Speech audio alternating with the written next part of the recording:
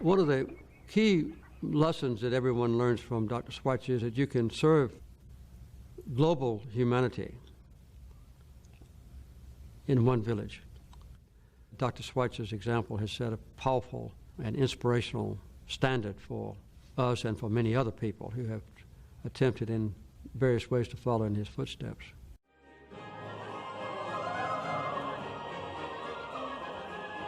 He quite often told me the hospital is my improvisation, but for him his most important contributions was as a philosopher with the principle of reverence for life, which was the foundation of his philosophy. Theologian, philosopher, musician, author. By age 30, Albert Schweitzer seemed destined for an enviable and comfortable future as a scholar and a performer. But that wasn't the future he had in mind. Instead, to the shock of both family and friends, Schweitzer returned to school to prepare for a very different sort of life: to serve the sick and poor thousands of miles away in the jungle. For more than 50 years, Schweitzer would devote himself to building a hospital in a small village on a tributary of the great Ogowe River in French Equatorial Africa. No one, least of all Schweitzer, could have foreseen that his work would capture worldwide attention, or that his thoughts and ideas, scribbled at a rustic desk deep into the jungle night, would still resonate today. People call me a man of action, but I am really a dreamer. Albert Schweitzer was born on January 14, 1875, in the town of Kaisersberg in Alsace, a region between France and Germany, which was then a part of Germany. Albert's father, Louis, was a Protestant pastor in the mainly Catholic town.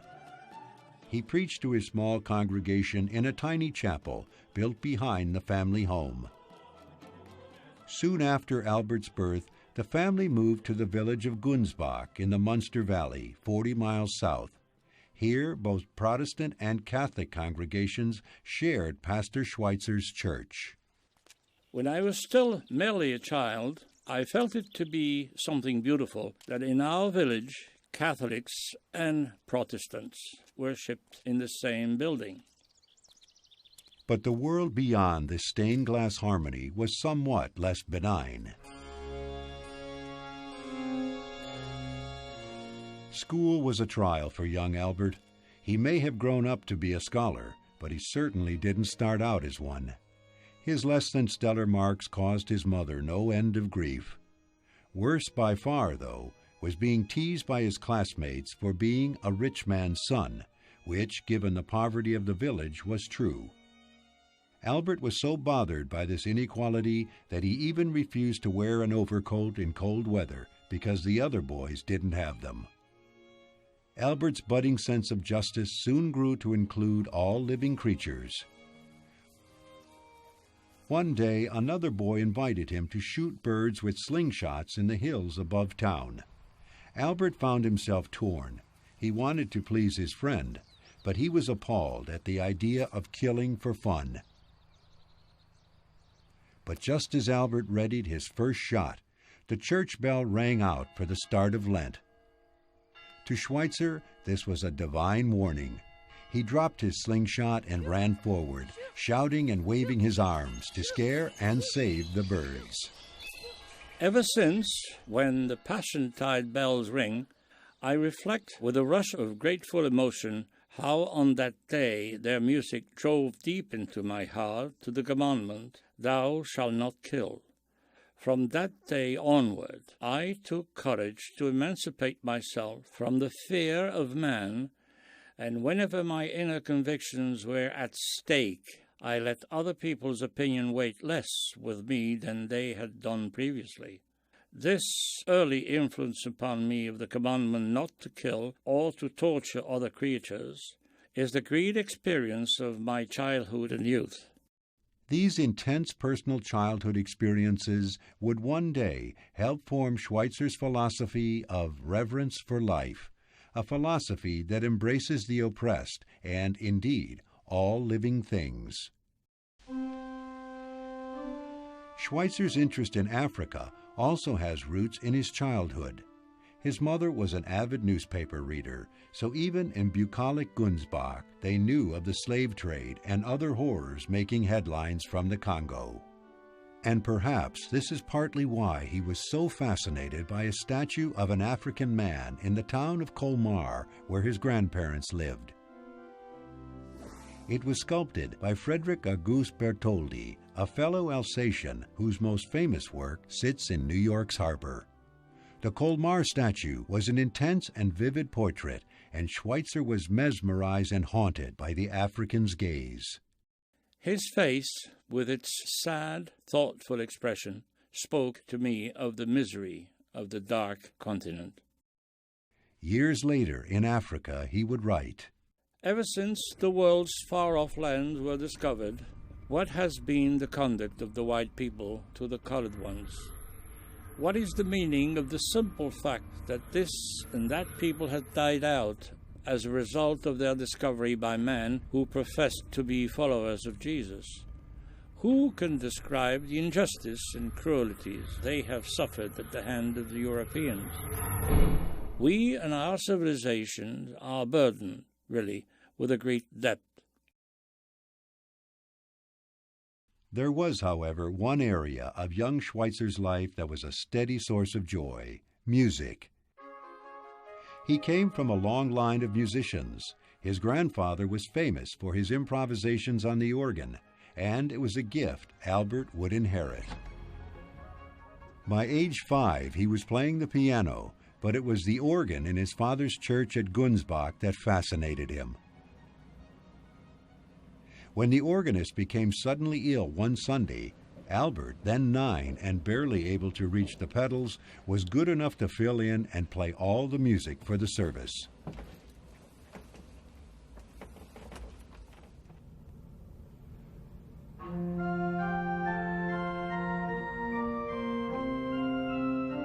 Later, as a student in the nearby town of Mulhausen, he studied music formally. By his mid-teens, he was playing the massive organ at Mulhausen's St. Stephen's Church. Albert loved most the music of Johann Sebastian Bach. By the time he was 30, Schweitzer had become a published authority and master performer of Bach's many works. He also studied the art and science of organ building. When the organ at Gunsbach was damaged during World War I, and again during World War II, it was Schweitzer who designed its restoration. It was clear to everyone that Albert Schweitzer was preparing for 2 careers, music and the church. At 18, in 1893, Schweitzer enrolled at the University of Strasbourg, the preeminent liberal university in Europe at the time, and the school his father had attended. Over the next 7 years, he would study organ in Paris, explore philosophy at the Sorbonne, and pursue theology at the University of Berlin. By 1900, Schweitzer had been awarded 3 university degrees, 2 in theology and a PhD in philosophy. A year later, he finished an advanced degree in theology with an in-depth study of the Last Supper. This research became, in 1906, Schweitzer's great theological work, The Quest of the Historical Jesus. Albert Schweitzer was becoming well known in academic and musical circles as a man of original vision, energy, and determination. But he had a very practical side, too. Once, when Schweitzer missed a pre-concert lunch and dinner held in his honor, his frantic host eventually found the star musician in his shirt sleeves climbing down from the organ pipes in the church. Schweitzer had arrived as scheduled earlier that day, but had stopped by the church to try out the organ. Finding it in disrepair, he spent the next 6 hours tuning it. That night, the townspeople remarked the organ never sounded so brilliant. Professionally, Schweitzer's future seemed assured. By his mid-20s, he was ordained as a Lutheran minister, became a professor at the university, and was appointed dean at St. Thomas Theological College. Yet for all his outward signs of success, Schweitzer was in a state of profound inner turmoil. When he was just 21, at the start of his studies, Schweitzer had made a promise to himself. He would dedicate the first 30 years of his life to the study of music, theology, and philosophy. After that, he would devote the rest of his life to serving humanity. It was the only way he felt he could repay the wonderful gifts he had been given: life, love, friendship, good health, and education. But what could he offer?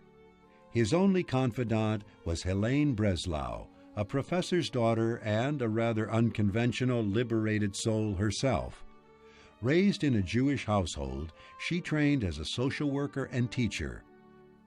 Their friendship bloomed over a 10-year correspondence, and in the safety of private letters meant only for her kind and discerning eyes, Schweitzer shared his hopes and dreams. I think that one day I may have to fulfill a major task for which I will need you, and then I will simply ask you to work with me, and that perhaps Providence will lead us toward working for the same cause. That cause arrived in the form of a pamphlet published by the Paris Missionary Society in the fall of 1904. It called for doctors to work in French Equatorial Africa. Schweitzer knew immediately this was his long-sought destiny. But of course, first he would have to become a doctor.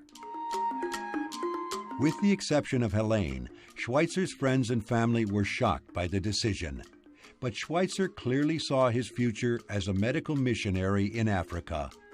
In a sermon at St. Nikolai's Church around the time of his pivotal 30th birthday, he explained, "We must make atonement for all the terrible crimes we read of in the newspapers.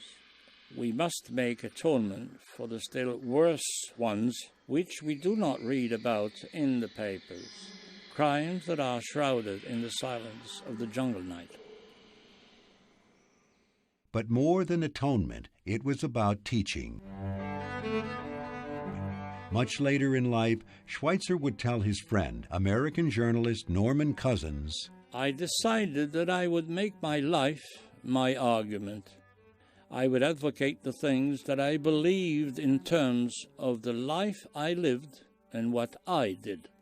For the next 8 years, in between writing books and his other responsibilities, Schweitzer studied medicine. On June 18, 1912, he and Helene were married. She had trained as a nurse, and he would soon receive his degree in tropical medicine and surgery. Now nearly 40 years old, and with half a lifetime of study behind him, Schweitzer wrote to the Paris Missionary Society seeking an appointment at their African mission station at Lambaréné. They turned him down flat. Schweitzer, it seemed, was far too controversial a theologian to sponsor. But what if the society didn't have to put up a single franc? What if he and Helene could raise all the money to run the hospital for 2 years? The Schweitzers immediately set to work, raising money from their many friends across France and Germany. The following January, Schweitzer sent a second letter to the society with a much sweeter offer. A deal was struck. Their daughter Raina explains. The Paris Mission Society, for their theological views, were quite different from my father. They were much more fundamentalist, and he was a very liberal theologian. But my father then promised him that for theology he would be silent, mute as a fish, but he would only work as a medical doctor. At last, they were ready to set off on their journey and to begin, as Schweitzer later put it, his great improvisation. The voyage from Bordeaux to Lambaréné took 3 weeks. From Conakry onward, we were almost always within sight of the coast. The Pepper Coast, the Ivory Coast, the Gold Coast, the Slave Coast. If only that line of forest on the horizon could tell us about all the cruelties it had to witness. Here, the slave dealers used to land and ship their living cargoes for transport to America. They boarded the Alembe, an old riverboat, for the last leg of their journey 200 kilometers up the mighty Ogoway River.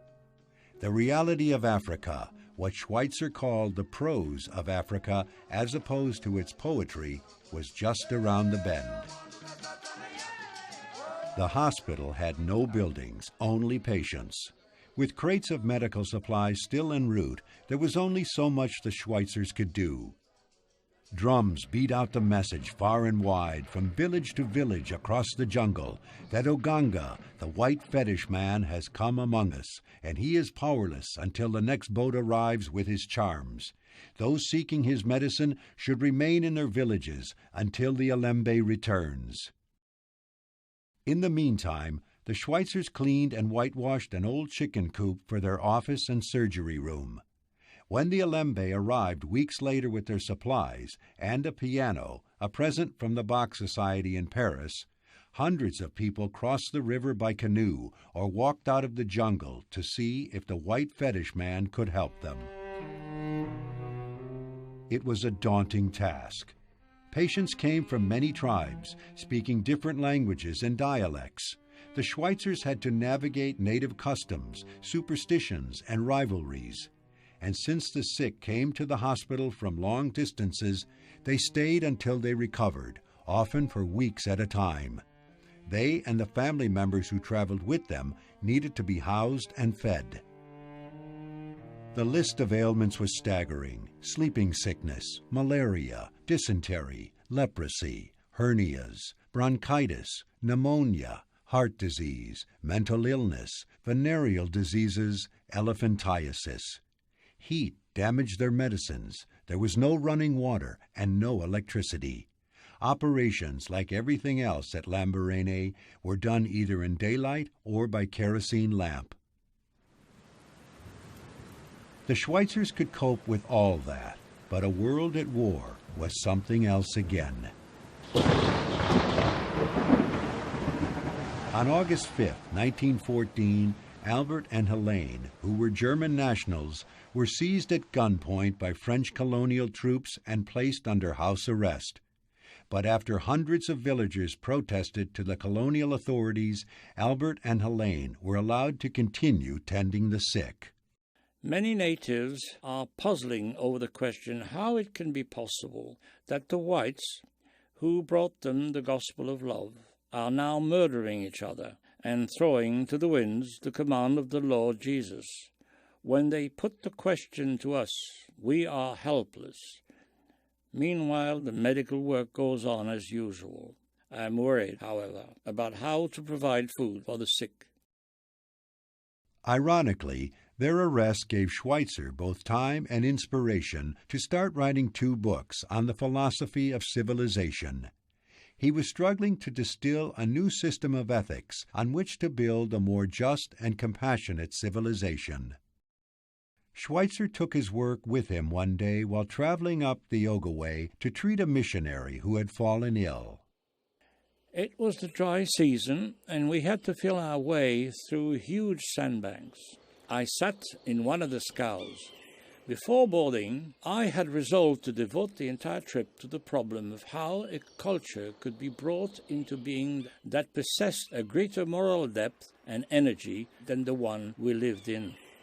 I filled page on page with disconnected sentences, primarily to center my every thought on the problem.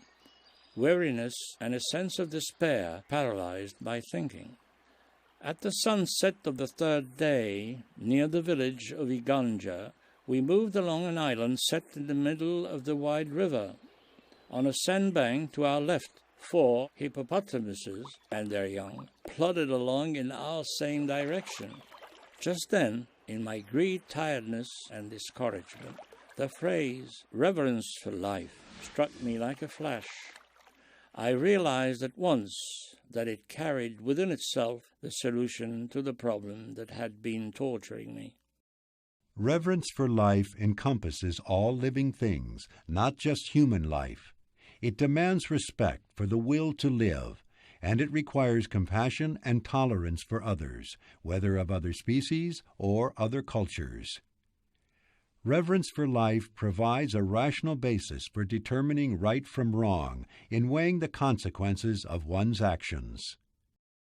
We must try to demonstrate the essential worth of life by doing all we can to alleviate suffering. Reverence for life, which grows out of proper understanding of the will to live, contains life affirmation. Reverence for life became a central theme of the book Schweitzer was writing and a guiding principle of his life from then on. In October 1917, the end of the war was in sight now that the United States entered the fray. But because the Schweitzers were still technically POWs, they were deported to France. The next few months were spent in Guérison, France, a former monastery-turned-prison camp in the Pyrenees. Winter was fast approaching by the time they reached the prison. Unaccustomed to cold weather, after 4.5 years in the tropics, they both became ill, Helene with tuberculosis. In March, they were moved again, this time to a camp specifically for Alsatians at another converted monastery at Saint-Rémy-de-Provence. Despite the conditions, Schweitzer forced himself to keep busy by writing and studying. Yet even in the midst of so much misery, life and hope have a way of prevailing. At Saint-Rémy, Helene became pregnant. By mid-July, the Schweitzers were released and headed home to Alsace, exhausted.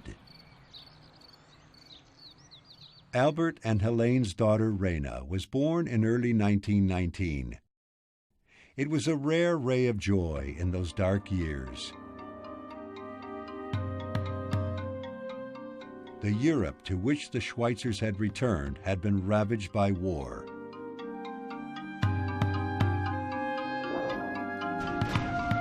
Surrounded by death, destruction, poverty, and sickness, Schweitzer's thoughts returned to the idea of reverence for life. Only a shift to this life-affirming ethic could prevent civilization from again sinking into cruelty and chaos. But before he could take on the ills of the world, he had to deal first with the difficulties in his own life. Although improved, Helene's health was fragile. His own wasn't much better. After emergency hospitalization and surgery for complications from his prison illnesses, there was a new baby to provide for, and large debts to the Paris Missionary Society to repay. The idealism and hope that had led him to serve in Africa seemed naive and futile. Then, out of the blue, Schweitzer got an invitation. The Archbishop of Sweden asked him to lecture at the University of Uppsala in the spring of 1920. The trip revived him, providing both a forum to share his ideas and a way out of debt. At the Archbishop's urging, Schweitzer toured the country, giving organ recitals and talks about Africa. If Archbishop Söderblom had not called me to Sweden and stimulated interest in my work as a doctor in the primeval forest among his countrymen, I'm not at all sure that it would have been possible for me to return to Lambaréné. The decision to return to Africa wasn't easy. He would have to go without Helene this time. She was still too weak, and Raina was too young to travel. The next few years were devoted to raising money through concerts and lectures. Interest in Schweitzer's work grew as he traveled through Switzerland, England, Germany, Spain, France, Holland, and Denmark. His fame increased with the publication in 1921 of his first memoir, On the Edge of the Primeval Forest. In 1923, both volumes of The Philosophy of Civilization were released. By the time Schweitzer, now almost 50, set sail for Lambaréné in February 1924, his mission had changed. Initially a private choice to serve, now his goal was a public symbol for humanitarian good works. Reverence for life, an idea born of his first years in Africa, would become the foundation for Schweitzer's work there for the next 40 years. What began to take shape was more than a hospital. It was a healing village, complete with vegetable gardens and plantations to provide food for the sick and their families. Throughout the 1920s and 30s, Schweitzer traveled home regularly to see Helene and Rena and to raise money for the hospital. Honorary degrees and awards flooded in. With proceeds from the Goethe Prize, he built a house in Gunsbach that would serve as his European headquarters. In 1931, Schweitzer's autobiography, Out of My Life and Thought, was published. Not long after that, he recorded his first album. The Columbia Gramophone Company promoted him as the greatest interpreter of Bach. It was a solid hit, and more recordings followed. But social and economic problems were plaguing both Africa and post-war Europe. Schweitzer sensed that a new war was imminent and traveled to Europe only long enough to get supplies. By June 1940, Hitler invaded France, which meant the surrender of all French colonies. Little Lamborghini found itself in the crossfire. Located at the junction of river and jungle routes, it was strategically important. Although technically neutral territory, the hospital grounds were sometimes subject to stray gunshots. Corrugated metal was taken from rooftops and turned into barricades for protection. Nonetheless, the hospital treated wounded soldiers from both sides. As war raged in Europe, Helene joined Schweitzer in Africa. Her Jewish heritage made the long journey from Nazi-occupied France that much more daring. News of the war's end in Europe reached Lamborghini by radio in May 1945. But any sense of relief was tempered 3 months later when atomic bombs obliterated the Japanese cities of Hiroshima and Nagasaki, bringing the Asian conflict to an end. Never before had the world witnessed weapons capable of such mass destruction, and the nuclear arms race that followed, a reverence for death, was the antithesis of Schweitzer's ethic of hope.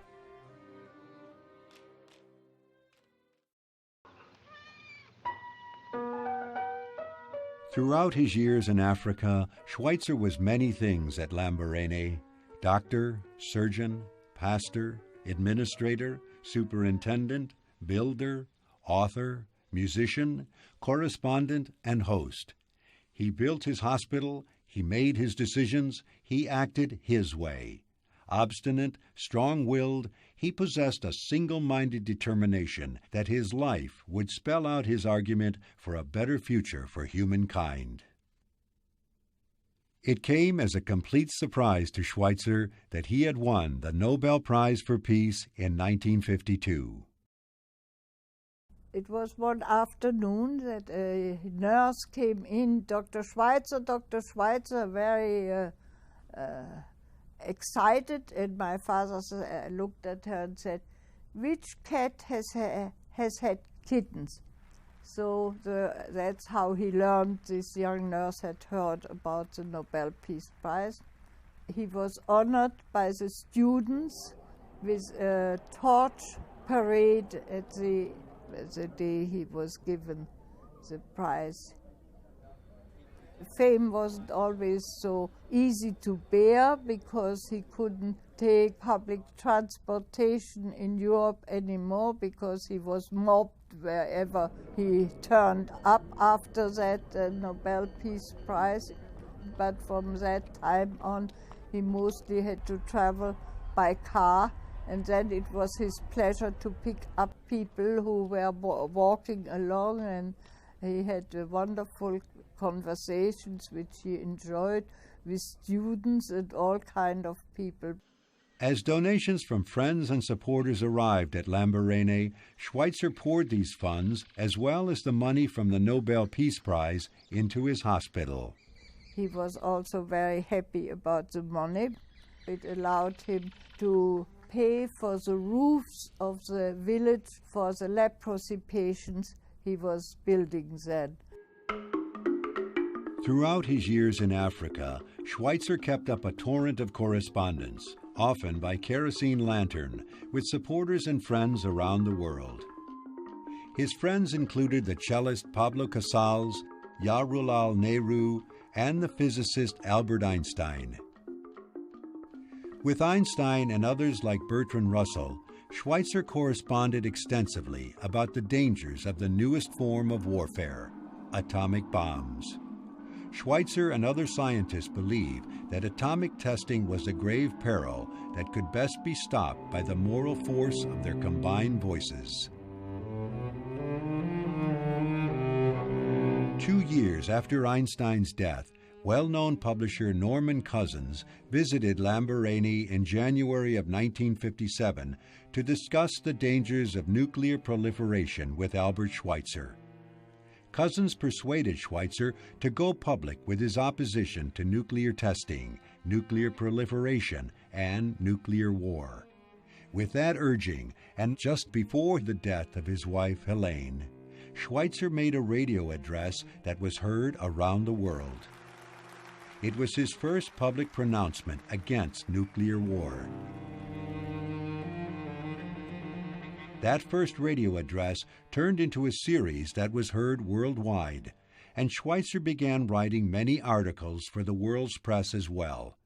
In private correspondence, Schweitzer appealed to global leaders, including John F. Kennedy, for support. In 1963, the first International Nuclear Test Ban Treaty was signed. With her own children in boarding school, Raina Schweitzer joined her father at Lamborghini as a medical technician. Now, in his late 80s, Schweitzer was grateful for her help and companionship. Near the end of his life, Schweitzer wrote, "Reverence for life gives us something more profound and mightier than the idea of humanism. It includes all living beings. We reject the idea that man is master of other creatures, lord above all others. We must realize that all life is valuable and that we are united to all life. By ethical conduct toward all creatures, we enter into a spiritual relationship with the universe." When Albert Schweitzer died at 10:30 p.m. on the evening of September 4, 1965, radios in Gabon and around the world carried the news. The jungle drums, which over 50 years before had signaled that Oganga, the white fetish man, had arrived, now boomed out, "Papa pour nous est mort," our father is dead.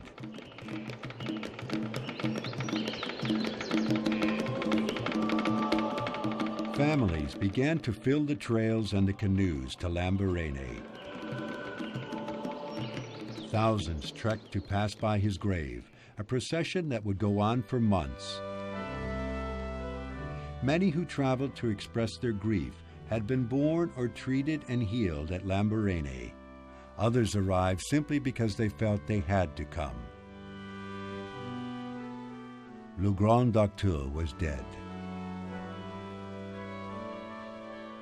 Over a half-century, the hospital at Lamborghini Station had grown from a chicken coop to 72 buildings with beds for 600 patients and a staff of 6 doctors and 35 nurses.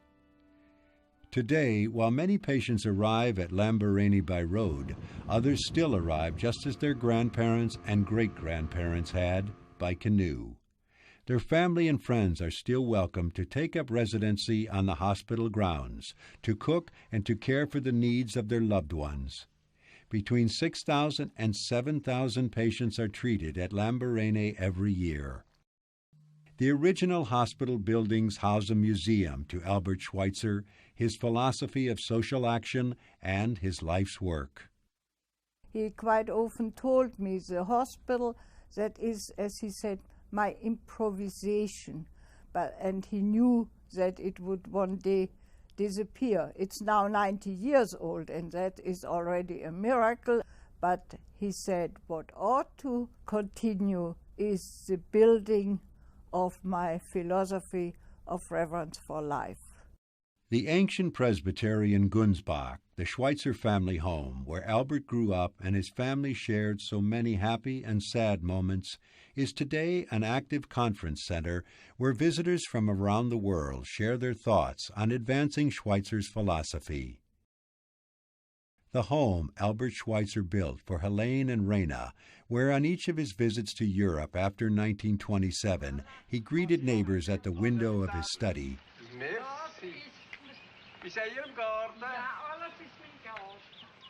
is a museum and the repository of his correspondence with people around the world.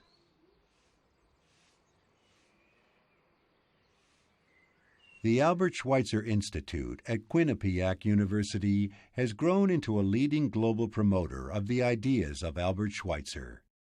Our goals at the Albert Schweitzer Institute here at Quinnipiac University are to promote the values and ideas of Dr. Albert Schweitzer on a worldwide basis. We are doing this in many different ways. Working with Nobel Peace Prize laureates is one. Taking our students on humanitarian missions to other countries, especially in the third world, is another. And also working on some of the more particular issues that Dr. Schweitzer was interested in, such as nuclear non-proliferation and relieving poverty.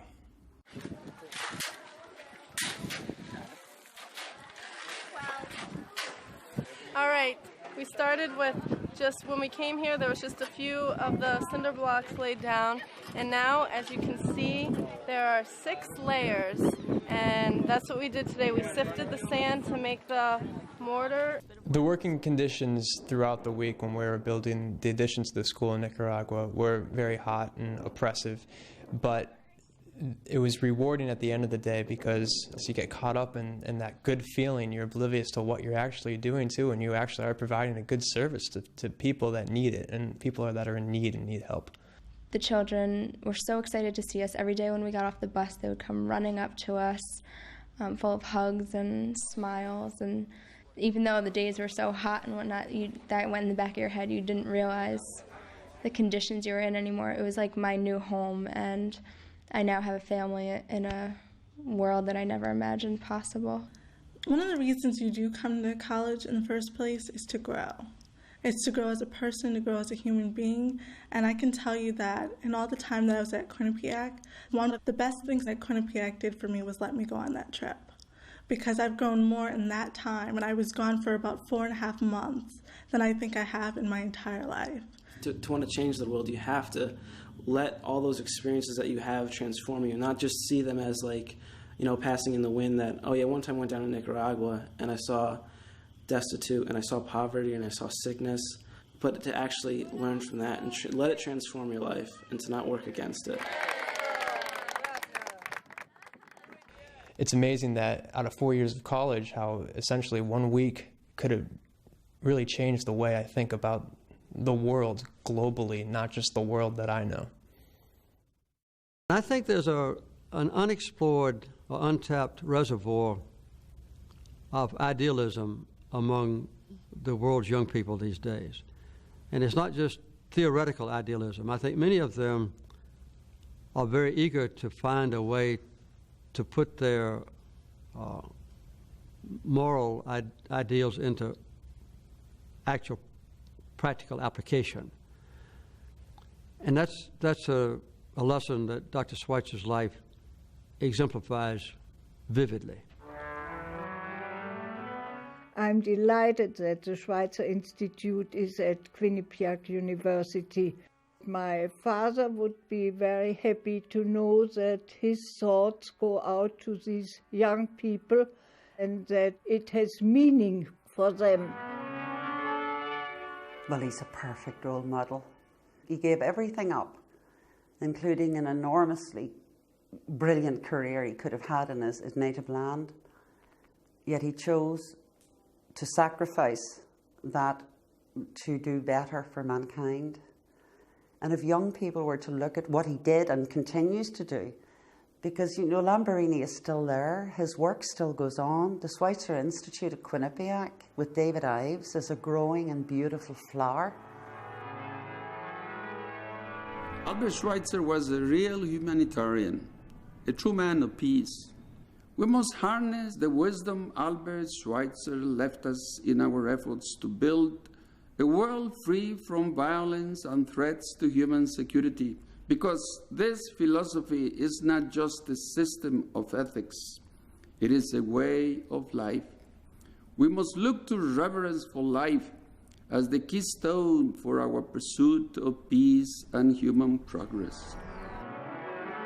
This adventure of an unpredictable nature among people in need who are dissimilar from you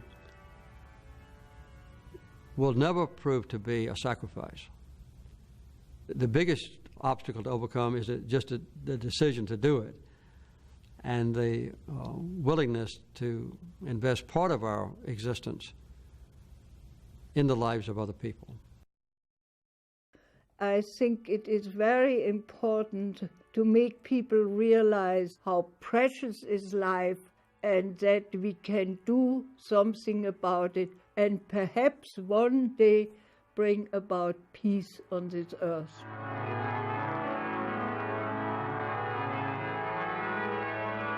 Over the course of his life, Albert Schweitzer's work established, inspired, or anticipated many of the major social and humanitarian movements of the 20th century.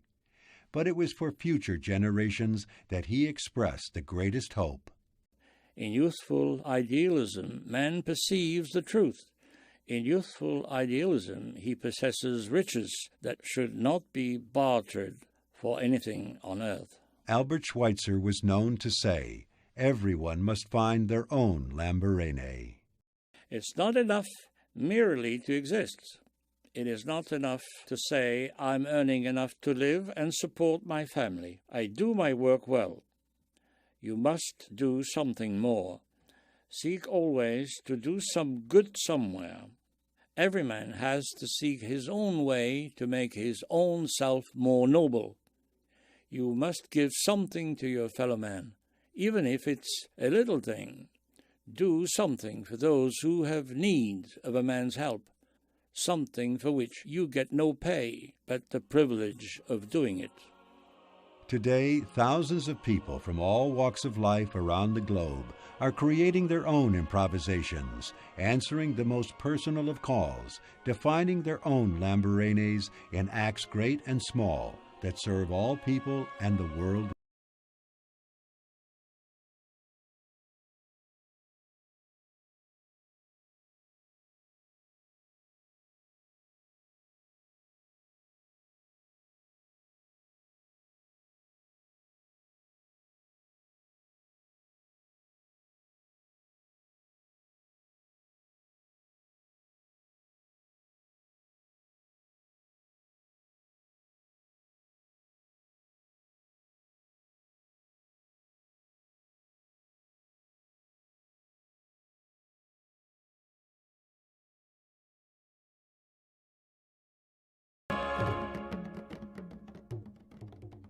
Sigwe, Gaboni, Yambangwe, Gabula Tilati, Boguna Mukomonde, Mogabiso, Tuabigibana, Sotia Mugatiaboniki, don't do it, Mugatiaboniki Villa Tangwe, Maganga Magani Matams of Pakamona, Mucho Bikimona, Motigona, Lobenamo, Kandua Gobeye, Ayawe, Kuganio.